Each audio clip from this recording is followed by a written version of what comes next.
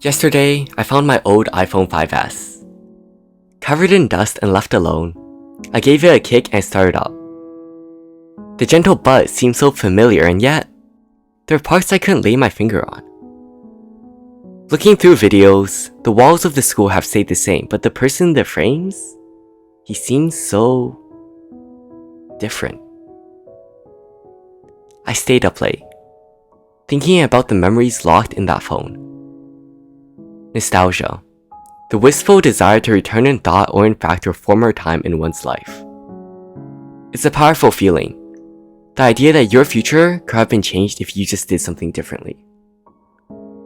Sitting there on my bed, I thought about the simpler times. Times when my only worries were how long it took my math teacher to mark tests.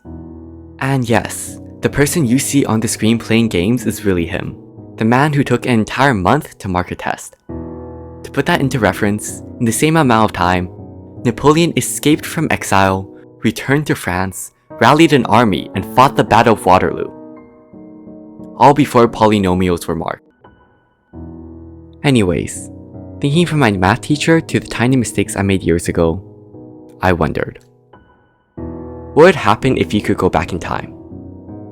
Would you do anything different? Would you be able to prevent the tiny moments that make you cringe in bed? And there, sitting in the dark, I faced regret. I wished I could go back in time. But with many things, physics will slap you around and politely tell you, you can't. It's a cruel feeling, knowing that the mistakes you made will be carried forever, and that it's forever going to be locked in someone else's memory. Eventually, we'll reach our destination. But if we had to choose, who would choose the path full of thorns? I was zoning out the other day. Bored and staring at the clock, I noticed something peculiar. The seconds hand would stop, then click forwards every few seconds.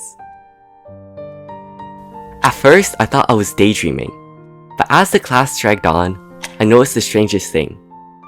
The clock was perfectly on time, neither fast or slow. The comforting ticks and talks no longer alternated. Instead, it would be a tick, followed by silence, then talk. The very sound of time passing had changed.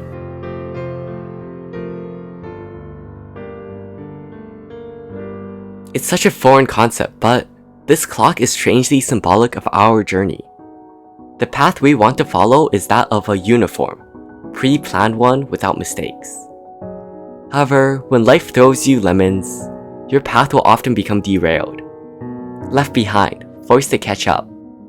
However, in the end, we'll still reach the same destination, maybe with a few less ticks and talks here and there. And I think that's what makes our journey unique.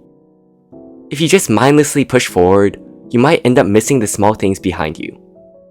The sunsets, the friends around you, the crowded halls and the quiet roads. Each moment opens up something new. So, while you're looking around, maybe through the lens of the past, or in my case, through the lens of a 5S, take a glance back every now and then, at the road that led you to where you are now. Our world is fast. With social media, instant gratification, things just speed on by.